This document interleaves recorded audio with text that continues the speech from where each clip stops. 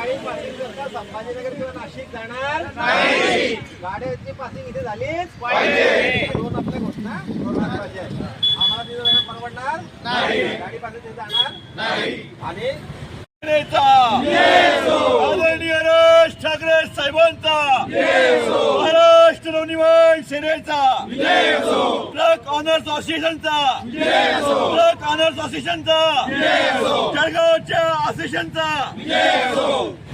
नाशिकचा गाड्या घेऊन पासिंग आम्ही नाशिक जाणार नाही। गाडी पासिंगला आम्ही नाशिक जाणार नाही। गाडी पासिंगला आम्ही नाशिक जाणार नाही। गाडी पासिंगला आम्ही नाशिक जाणार नाही। गाडी पासिंगला आम्ही नाशिक जाणार नाही।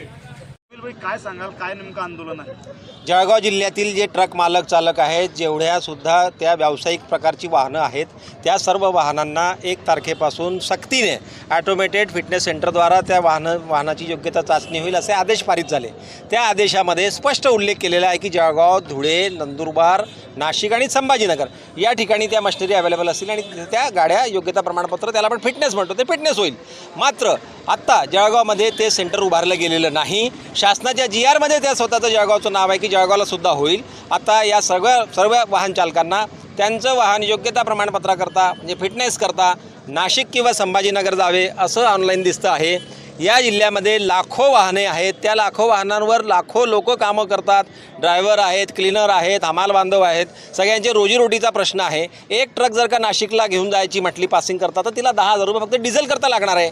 एखादी रिक्षा पासिंग करता संभाजीनगरला कशी जाऊ शकते? शासनाचं डोकं तरी ठिकाणावर आहे का? काय आपण करतो आहे? माझा इथल्या लोकप्रतिनिधींना प्रश्न आहे जे आपला जिल्हा सांभाळत आहेत। अहो, जिल्ह्यातल्या एवढा मोठा बिकट परिस्थितीचा प्रश्न असताना सुद्धा आपण याच्यापासून गाफील आहात। हे सगळ्या लोकांकरता अतिशय ट्रक चालक असतील, मालक असतील आणि व्यावसायिक वाहनं असतील त्यांच्याकरता अतिशय अन्यायकारक निर्णय आहे। ट्रक ओनर असोसिएशनची लोक आमच्याकडे आलीत, महाराष्ट्र नवनिर्माण सेनेची त्यांनी मदत मागितली। आम्ही आमच्या माध्यमातून आज जाहीर इशारा या परिवहन विभागाला देत आहोत की तातडीने इथे मॅन्युअल पद्धतीने जसं पासिंग इथे सुरू होतं, जेव्हापर्यंत इथे मशीन्स लागत नाहीत तेव्हापर्यंत पासिंग इथेच व्हावं।